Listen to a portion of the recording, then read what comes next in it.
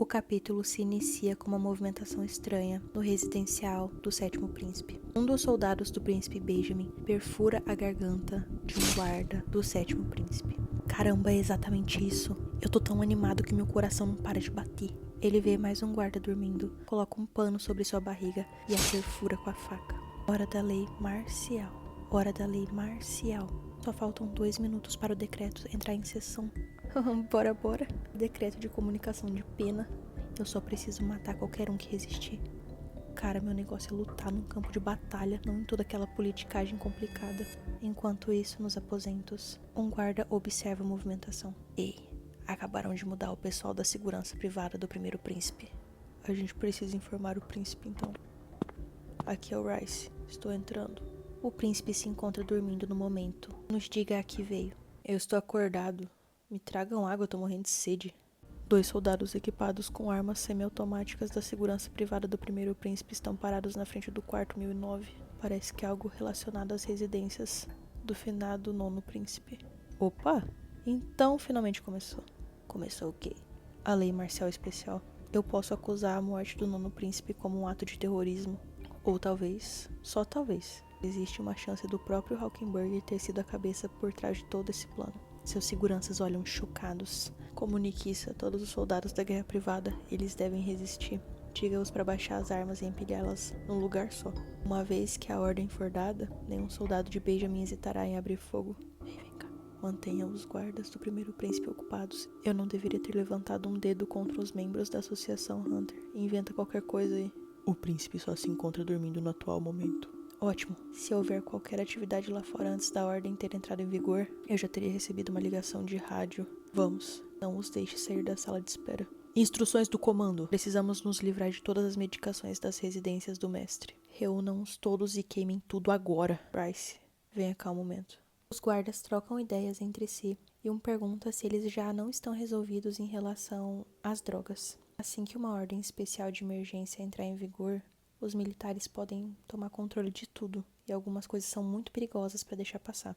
Se isso aqui virar uma ditadura militar, eles vão dizer que baixo é cima e vice-versa, passando por tudo como um caminhão. É uma ordem do príncipe, só cumpra a sua função e para de corpo mole. O soldado no qual teve uma conversa privada com o príncipe vai até uma sala e se depara com o corpo morto do soldado no chão e o assassino ao lado. Por que você matou ele? Hã? Foi apenas autodefesa.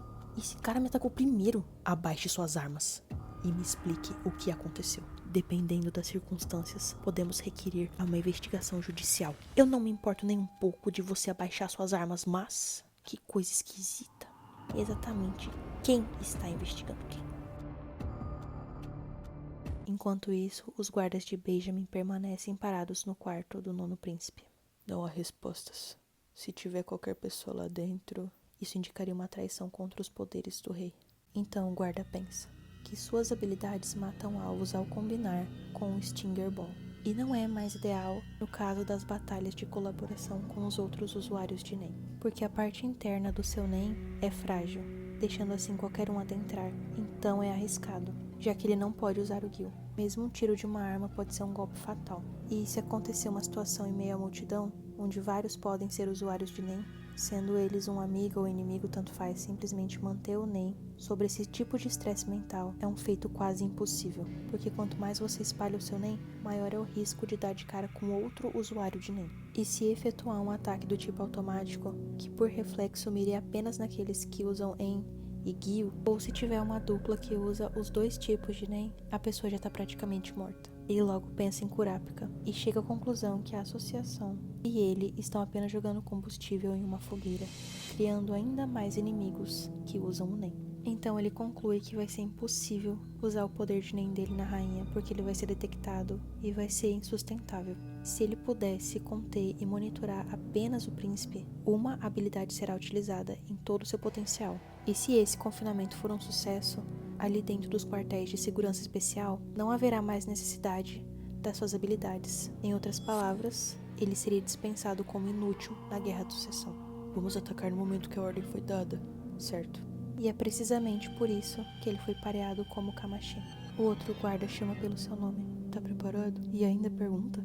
Então assim, inicia sua habilidade de NEM. que é uma habilidade do tipo manipulação chamada Senhor das Moscas, que ao atacar um voluntário por um certo período de tempo, o usuário pode garantir ao voluntário invencibilidade pela igual duração de toque. Uma vez em que o tempo limite acaba, o usuário entrará num estado de Zetsu forçado, o equivalente a 100 vezes o tempo de duração do período de invencibilidade. Além do mais, imediatamente após o fim do Zetsu, o usuário sofre o equivalente a 1/3 do dano total sofrido negado, o que é um efeito colateral da própria habilidade. Porém, essa habilidade não tem defesa contra ataques coordenados envolvendo múltiplos usuários de NEM. Eu acabei de confiar uma pessoa dentro do meu NEM, mas, a depender do total dano negado, eu vou morrer assim que a invulnerabilidade acabar. Então, corta para o quarto 1014. Eu entendi isso pela primeira vez quando eu estava trocando as fraldas pela primeira vez. Logo, depois que a Rainha 8 apagou junto com Kurapika, naquela hora eu estava confusa e surpresa, mas quando eu olhei pro rosto do 14º príncipe, não, ele não era o príncipe, mas, bem, quando eu olhei pro rosto do bebê, sinceramente, eu não gosto de ser rude, mas isso se tornou tão trivial pra mim. É o meu dever ser sua criada e cuidar de vocês dois. Eu só continuei o meu trabalho como sempre fiz. Entretanto, o que mais me preocupa é o 14º príncipe real. Eu presumo que você esteja em uma área segura, mas me diga, o que será de nós depois que tudo isso acabar? Nem mesmo eu posso dizer com certeza. Isso vai depender de qual príncipe sobreviverá até o final. E se Kurapika estiver certo? E se as coisas acabarem no momento em que nós desembarcarmos? Será que todos os príncipes sobreviventes serão poupados? Antes disso, nós temos 2 grandes problemas. A primeira maldição de Beyond, se a condição para a ativação da maldição seja participar oficialmente da Guerra de Sucessão, então, pelo menos, podemos excluir o 14º príncipe. Mas no pior cenário possível, se a condição para ativação for ter participado da cerimônia da Urna das Sementes, então, isso é totalmente possível. Normalmente seria impensável passar pela cerimônia apenas para abster da Guerra de Sucessão. Mas e se a maldição do príncipe recém-nascido não tiver sido lançada a tempo, e eles conseguiram arrumar uma forma de ativá-la após ela ter entrado no navio? Uma maldição nessa criança? Algo assim poderia ser verdade. Sim, na verdade, logo quando entrei na área residencial, eu senti algo que parecia uma onda de NEM perto do príncipe. Eu estava olhando para o outro lado e só durou um instante, então eu não consegui identificar sua fonte. Então Kurapika cita as possíveis pessoas que podem ter lançado esse NEM, e sob quais condições. E isso é algo que ele não pode saber porque são coisas muito complexas. Ele até poderia usar as correntes para adentrar as habilidades relacionadas a Beyond e aprender como elas funcionam. Mas a dificuldade das condições do ativamento da maldição é muito alta. E se ele encontrar uma condição da qual ele não consegue ativar, ele vai morrer. Bill o interrompe dizendo que isso seria suicídio e a abordagem mais realista seria negociar os termos com Beyond. Mas Kakin nunca vai libertá-lo. E ele mesmo provavelmente não quer ser liberto. E ele não se mover até a chegada no continente é algo que se alinha no interesse de ambos, tanto de Kakin quanto de Beyond. Kurapika diz que isso é um fato, e por esse motivo é de se duvidar que ele admitiria que essa maldição é coisa dele. Kurapika, você provavelmente já percebeu isso, mas uma condição já é certa. Kurapika se mantém em silêncio. Que a Associação Hunter conceda anistia a Beyond? Exato. Se o confinamento da associação for suspenso, ele vai morder a isca. Isso está fora de questão. A ordem do presidente era trazer do novo continente uma solução para a calamidade, não é? Se fizermos direito, isso pode ser vantajoso para ambos os lados. Não, nós também temos um contrato com o V5. Eu não posso envolver toda a associação nisso. Antes de tudo, tenha em mente que Beyond está disposto a usar os próprios filhos biológicos como peões para alcançar suas ambições. Ele não falharia sobre a maldição, já que é o ponto principal do seu plano. E mesmo que ele aceitasse conversar, provavelmente seria uma armadilha. E é por isso que montaremos nossa própria armadilha em troca. Ele pergunta a Kurapika se eles não poderiam usar a habilidade daquela soldado em vantagem deles. Se eles incluírem sutilmente cláusulas sobre a habilidade no contrato com Beyond, ou usarem as penalidades para quebra de contrato. Se eles pensarem nisso, talvez tenham um bom jeito. Bill, você deveria estar do lado do Beyond, não é? Por isso quer ir tão longe. Francamente, você não tem ideia o quanto eu agradeço por você não estar mesmo do lado dele. E Bill diz que depois de tudo que ele ouviu, o que o Beyond fez e planeja fazer, ele não tem lealdade o suficiente e senso de dever de continuar trabalhando para esse cara. Que ele não tem nenhum laço de lealdade e muito menos senso da missão com ele. E que é verdade que Kurapika parece ser do tipo que uma vez que se decide em fazer algo, se apega rigidamente ao seu propósito inicial. e que na verdade isso costuma ser um tipo que na maioria das vezes é um vilão, e que ele admira a sinceridade de Kurapika, embora ele não queira se associar fora do trabalho. Kurapika comenta que isso não é bem um elogio, ele acha, mas mantém escutando o que Bill tem a dizer. O meu objetivo mudou completamente para proteger a rainha e o príncipe, mas quando as coisas tomam um rumo, inevitavelmente surgem desejos e hesitações. A nossa prioridade absoluta é a segurança da rainha e do príncipe. Mas, se for possível, o meu verdadeiro desejo é encontrar uma forma de fazê-los desistir da própria Guerra de Sucessão. Não tem como fazer isso. Bill fala sobre as restrições da Guerra de Sucessão e que ele acha que a associação concordaria, que nenhum dos membros quer ver pessoas matando umas às outras. E os únicos com medo da quebra de restrições e a perda das bestas guardiãs são o atual rei e aqueles que almejam herdar o seu prestígio. Beyond é um dos príncipes de mais alta hierarquia, e que ele acha uma ideia viável a associação unir forças para prever a maldição de Beyond e enfraquecer as rainhas de Kakin e apoiar os príncipes decentes, se eles justificarem como uma tentativa de salvar os príncipes que foram feitos de refém pela maldição. O V5 também concordará. E quanto à condição de soltura para Beyond, não precisa ser algo permanente. Dá para simplesmente prendê-lo de novo com outra justificativa. E que nesse momento, a prioridade principal deles é lidar com a maldição. E ele pergunta para Kurapika se não é isso mesmo. Eu conheço Beyond melhor do que você, então escute meu conselho. Ele é uma criação competente e arrogante que ama jogos de estratégia. Então, ele vai aceitar o desafio certamente. Ele vai falar sobre a maldição exatamente por ser o coração do plano. Na verdade, ele quer falar sobre porque ele é arrogante. E essa arrogância é respaldada por um plano meticuloso e problemático. É exatamente por isso que toda associação deve parar a Guerra de Sucessão. Nosso segundo maior problema ainda é... Mil desculpas por isso. O segundo problema é que nem a própria rainha sabe o paradeiro do 14º príncipe. Não sei que tipo de acordo foi feito quando a troca das crianças aconteceu. Eu suponho que você pensou que seria mais seguro para o príncipe se a sua localização continuasse desconhecida. Sim, se você não tem ideia onde o príncipe está, significa que não podemos negar a possibilidade de que o 14º príncipe esteja a bordo do navio. Eu realmente acho que não seja o caso. A pergunta é, como provaremos para os militares? No mínimo, o lado do primeiro príncipe não descartou essa possibilidade. Eles já devem ter começado sua própria busca. Como tem ocorrido uma onda de assassinatos, eles estão conduzindo uma investigação simultânea. Então eles já devem ter verificado de novo os dados dos cartões de identificação. Sim, eu pedi a Pion que verificasse os dados de todos os passageiros com menos de 2 anos. Mas como não houve resposta, significa que não houve correspondência aos dados oficiais. Vamos tentar de novo, mas abrangendo idades mais altas. Existe uma chance de ser um disfarce. E se mesmo assim o príncipe não for encontrado, significa que ele não está no navio? Logo, não é uma participante da Guerra de Sucessão? Não. As suspeitas nunca sumirão. Mas como pode? Ai, Kurapika, você não precisava ter falado desse jeito.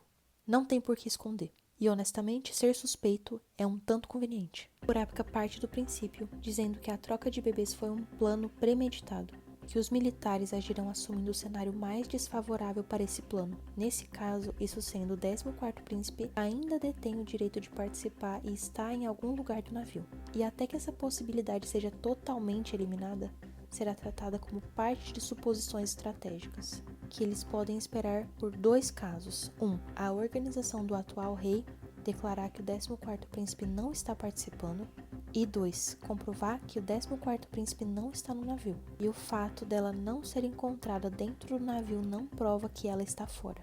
Enquanto todas as suspeitas não forem descartadas, os príncipes de escalão superior vão assumir que o 14º príncipe está a bordo. E mesmo que ela seja encontrada fora do navio, eles vão precisar provar que um príncipe com o direito de participar perde esse direito se sair do navio. Em outras palavras, desde que não a encontrem, não vão reconhecê-la nem puni-la por não participar da Guerra de Sucessão?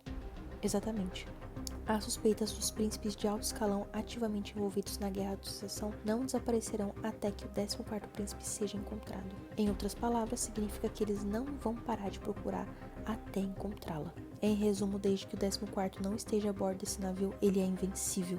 Os príncipes de alto escalão não podem encontrá-las e muito menos determinar se ela tem ou não direito de participar. Como a situação permanece essencialmente cinza, ela naturalmente perde prioridade como alvo de eliminação na Guerra de Sucessão. Mas e se for alvo da maldição do Beyond? Ela está fora do navio e não sabemos sua localização. Não há nada que possamos fazer. Sim, tem 2 caminhos para uma solução. A primeira é aprender sobre a maldição de Beyond e descobrir se o 14º príncipe é ou não alvo de sua maldição. Se ela for realmente um alvo, devemos identificar imediatamente o filho de Beyond, que é receptáculo da maldição, e quebrá-la. A segunda é descobrir o paradeiro do 14º príncipe. Em relação à guerra de sucessão, o paradeiro desconhecido fora do navio significa ser invencível. Mas falando da maldição, é o oposto. Se ela for alvo, precisamos encontrar o príncipe o mais rápido possível e seguir instruções de um exorcista de Nen habilidoso. Embora exista fundamentalmente apenas o problema relacionado a quebrar a maldição, eu dividi em 2. É uma escolha entre cortar a fonte da maldição ou removê-la do alvo. Com os nossos recursos atuais, não temos nem a mão de obra e nem tempo para resolver ambos em paralelo. Por isso, acho que devemos seguir a primeira opção.